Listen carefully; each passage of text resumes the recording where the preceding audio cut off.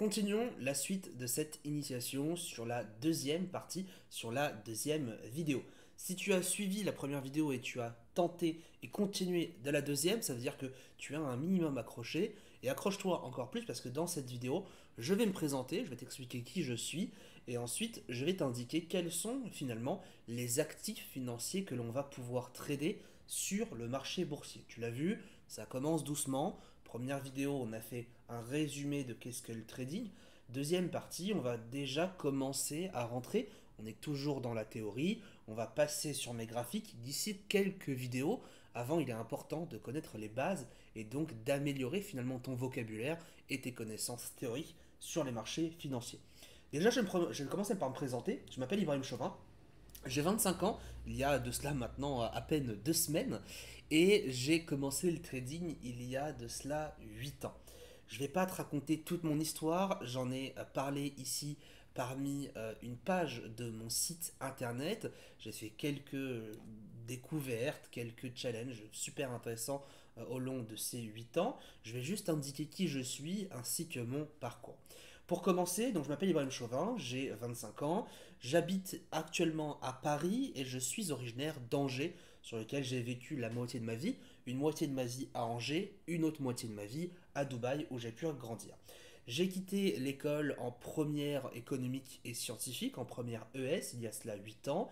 J'étais scolarisé en France et après plusieurs tentatives, j'ai vraiment décidé de quitter les cours et de vraiment euh, on va dire, m'enrichir intellectuellement, financièrement, au travers de mes expériences selon mon prisme.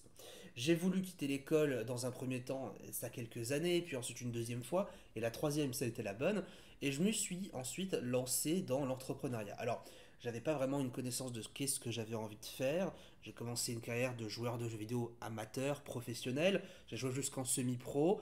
C'est quelque chose qui ne me permettait pas d'aller plus loin, de par finalement les restrictions que ça imposait, jouer tard et ainsi de suite.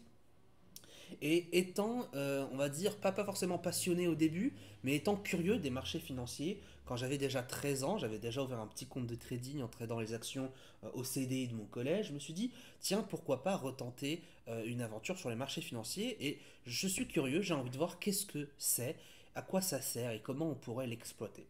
Je commence à exploiter une année, 2 années, et au bout de 2 ans, après avoir cramé un, deux, trois capitales de trading, après avoir perdu quand même beaucoup d'argent sur les marchés financiers, eh bien, je vais commencer à avoir un premier succès.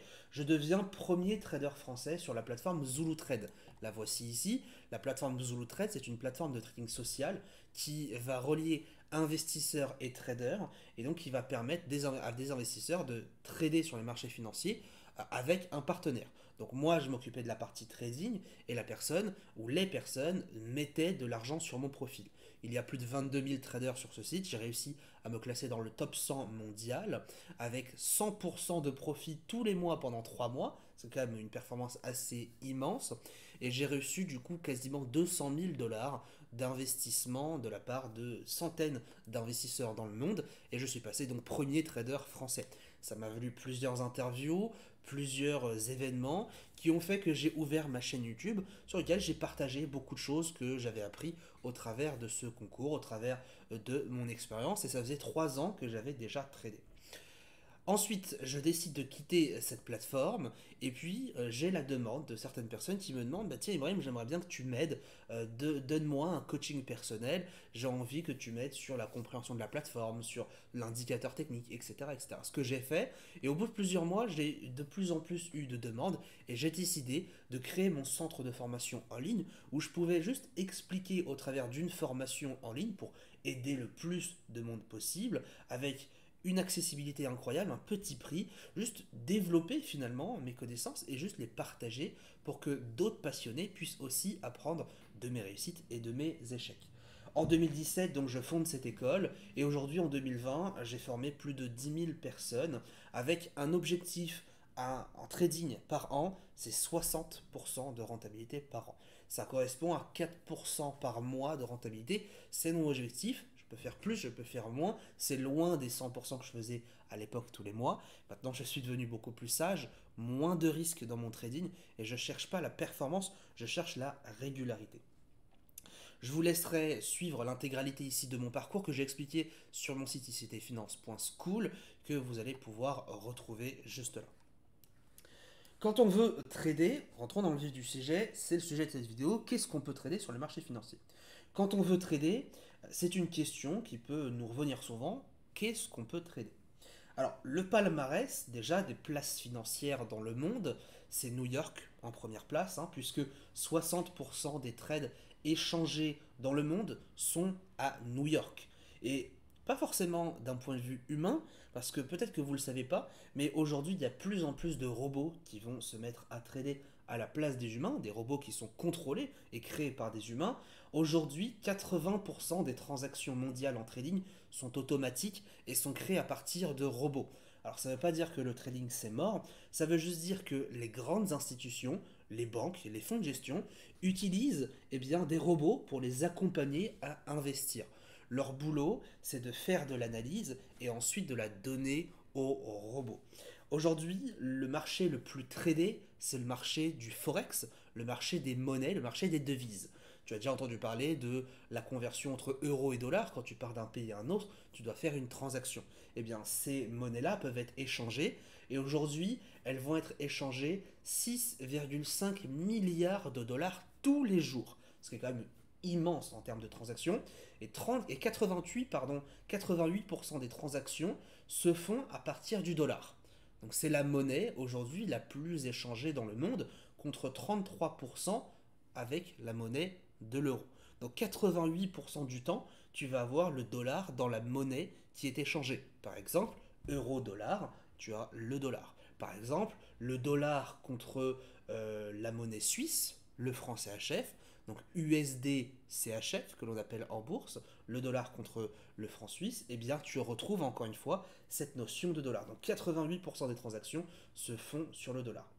Le marché, il bouge, et les marchés financiers, je vais te mettre ici une présentation, les marchés financiers ici, lorsqu'ils vont en fait bouger, bougent grâce à la loi de l'offre ici et de la demande. Tu en as déjà entendu parler dans tes cours up d'économie, l'offre et la demande. Eh bien cette notion-là, c'est qui achète, qui vend. En fonction de qui achète, qui vend, le marché va plus monter ou baisser. Et si tu peux vraiment donner une image de cela, eh bien tu vas prendre le jeu de la corde.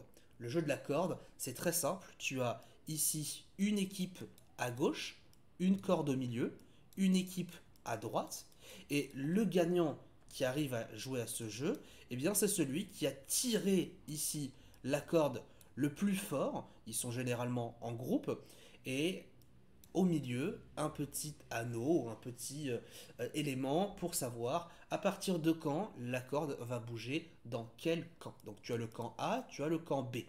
Ceux qui ici achètent et ceux qui ici vendent. Les marchés financiers fonctionnent de ce principe-là pour te synthétiser le tout. Qui vend le plus fait baisser le marché. Qui achète le plus fait monter le marché. Ni plus ni moins, sans se prendre la tête. Maintenant, qui est-ce qui est sur les marchés financiers? Parce que c'est bien beau de voir cela, mais qui est-ce qui est sur les marchés financiers? Tu as plusieurs acteurs sur les marchés financiers. Je vais t'en dénombrer quelques-uns que tu connais déjà. Tu vas avoir ici les banques, ce sont les grosses institutions. Tu vas avoir ensuite les entreprises qui elles-mêmes, déjà en elles-mêmes, cotent en bourse, mais aussi vont investir dans d'autres entreprises. Tu as ensuite les fonds de gestion.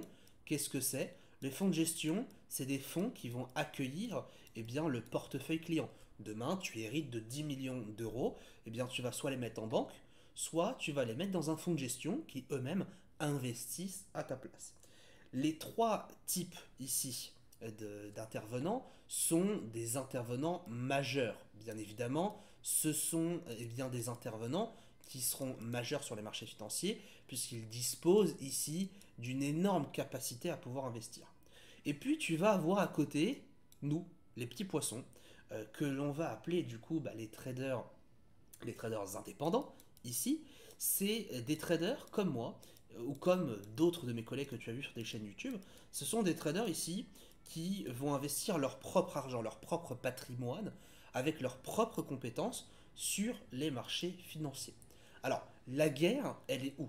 Est-ce que la guerre, elle se fait ici entre les majeurs? Est-ce qu'elle se fait entre les indépendants? La guerre, concrètement, elle se fait entre tout le monde. Quand tu as des marchés financiers qui bougent, tu ne peux pas savoir réellement qui est sur les marchés. Est-ce que ce sont les banques, l'entreprise, le fonds de gestion, etc.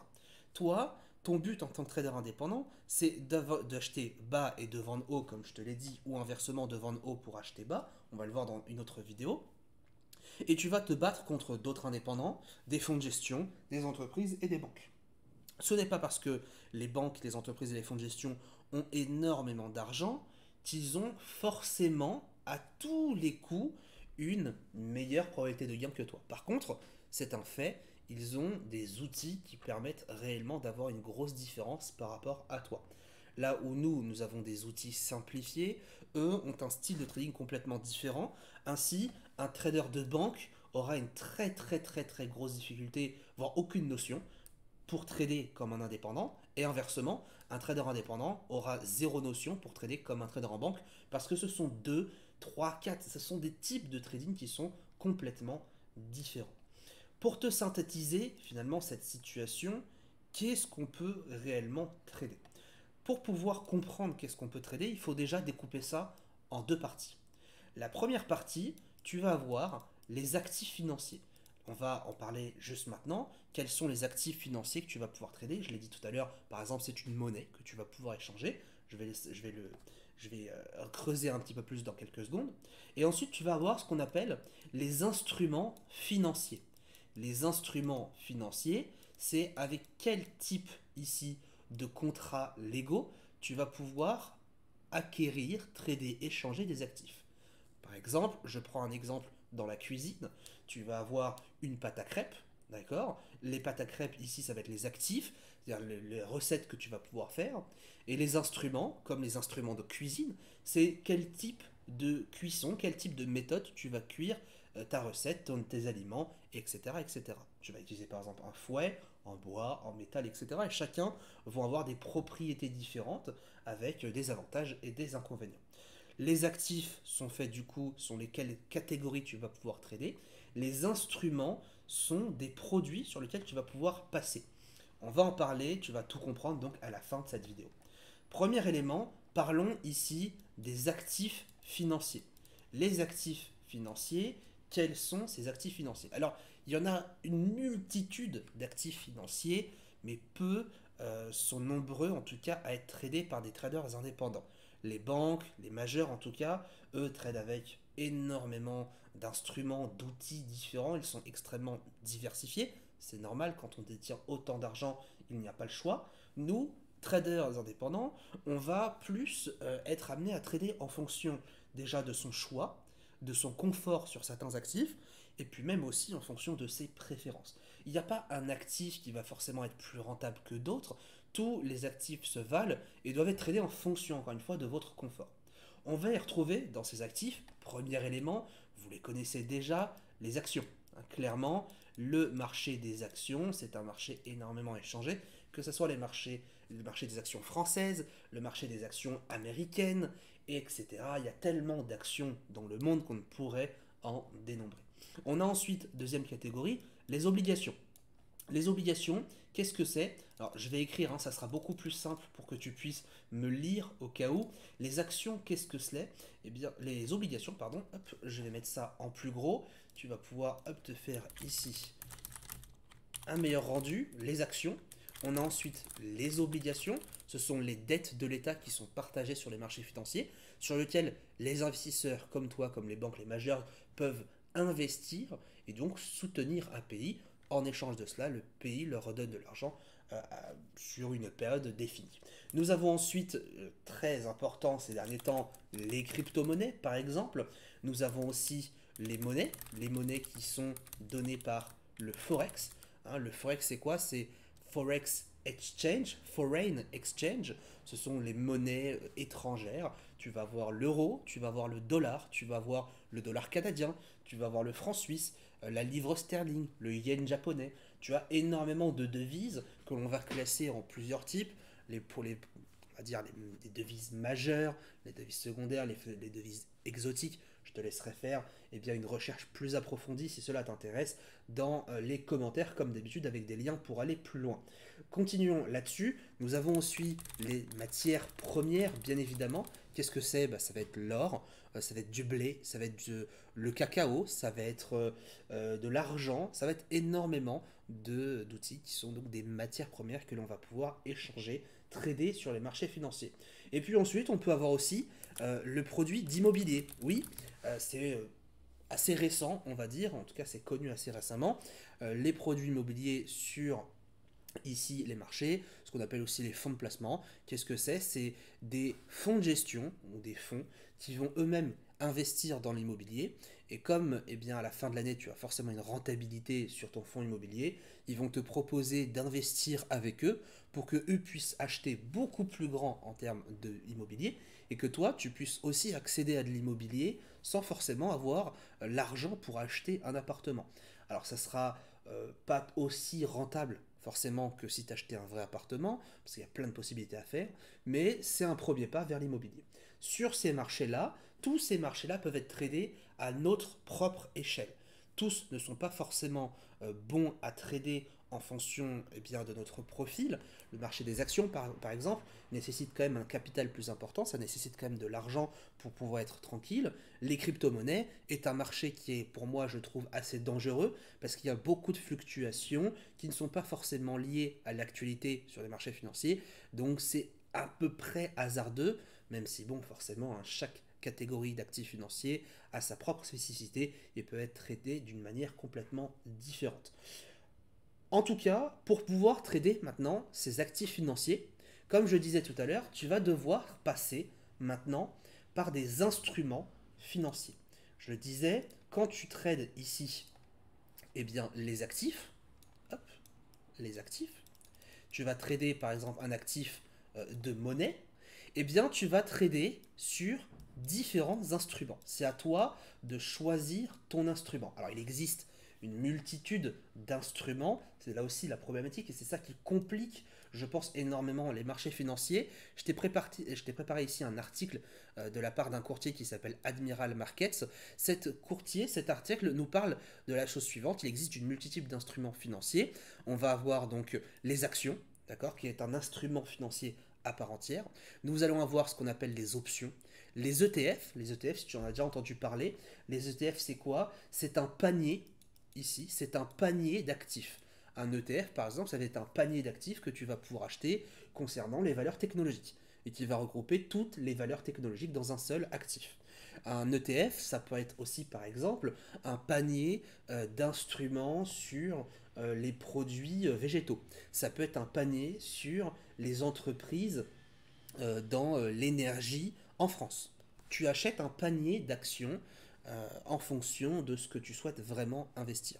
Tu vas ensuite avoir ce qu'on appelle les obligations, j'en ai parlé tout à l'heure. Tu vas ensuite avoir ce qu'on appelle les contrats à terme, qui sont ici les marchés futurs, que l'on appelle marché futur, peut-être que tu as déjà entendu parler, qui sont des contrats à terme, c'est-à-dire qu'ils ont une échéance, tu l'achètes à un moment donné, tu es obligé d'en séparer au bout d'un autre. C'est un marché qui, lui, est plus intéressant lorsqu'on a un plus gros capital.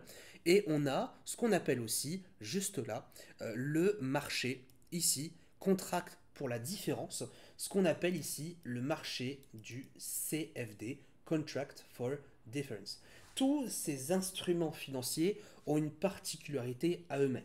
Les ETF, par exemple, sont des placements que l'on va plus qualifier sur des placements moyens, ici, moyen long terme. Ce ne sont pas des outils comme les options, comme les actions. Ce ne sont pas des outils que l'on va privilégier pour du trading très court terme.